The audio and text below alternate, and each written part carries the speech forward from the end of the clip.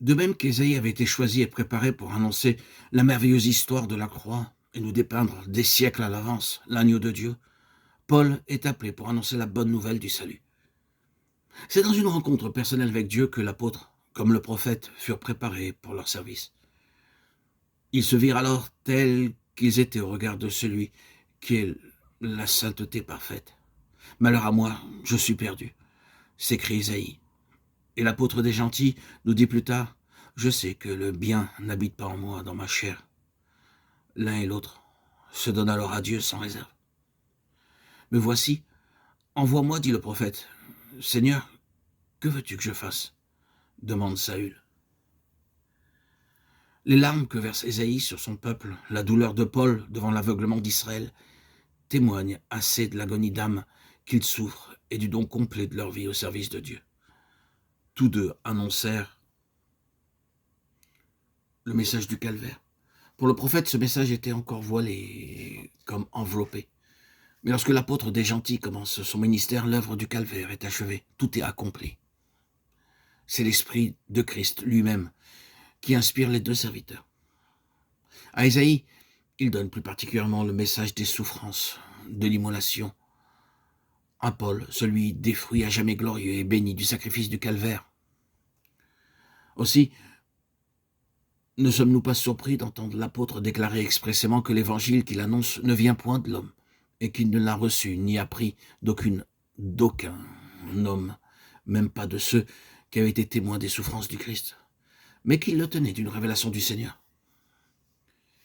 Il écrit effectivement aux Galates que son évangile est d'origine divine, céleste, qu'il l'a reçu d'une révélation de Jésus-Christ, Galates 1, 11, 12.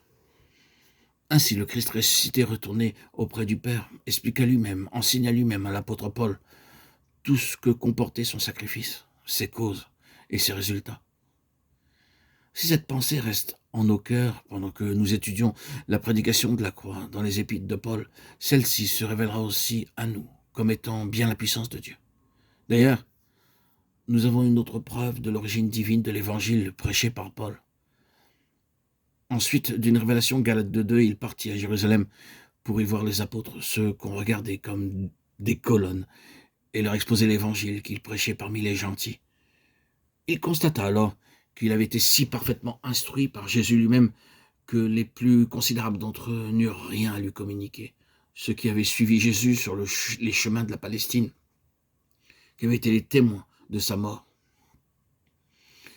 avaient conversé avec lui après sa résurrection. Ceux qui avaient été baptisés du Saint-Esprit le jour de la Pentecôte n'eurent rien à communiquer à celui que le Seigneur avait choisi pour être le messager de son amour. Non seulement cela, mais ils reconnurent la grâce qui lui avait été départie et la charge qu'il avait reçue de prêcher l'Évangile aux incirconcis.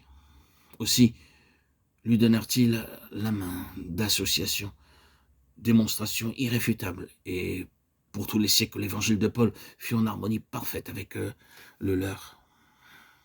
Celui-là même que les apôtres avaient reçu du Christ, lorsqu'après sa résurrection le Seigneur les avait entretenus durant 40 jours des choses du royaume de Dieu. Puisque c'est le Christ lui-même qui donna à l'apôtre son message, la prédication de la croix, nous ne saurions nous étonner que celui-ci domine sa vie et qu'elle soit le thème constant de son épître. Elle est gravée en lettres de feu dans son cœur, aussi bien que très probablement il n'eût pas assisté au crucifixion. Il est à noter que si Paul avait assisté à la tragédie du calvaire, il y eut sûrement fait allusion en l'un ou l'autre de ses écrits. Paul parle du sacrifice et des souffrances du Seigneur avec tant de force et une si manifeste illumination du Saint-Esprit qu'il peut écrire aux Galates que Jésus a été comme crucifié au milieu d'eux. Oh, Galates insensés, écrit-il, qui vous a enchanté pour ne plus obéir à la vérité, vous, aux yeux de qui Jésus-Christ a été si vivement dépeint, comme s'il eût été crucifié parmi vous.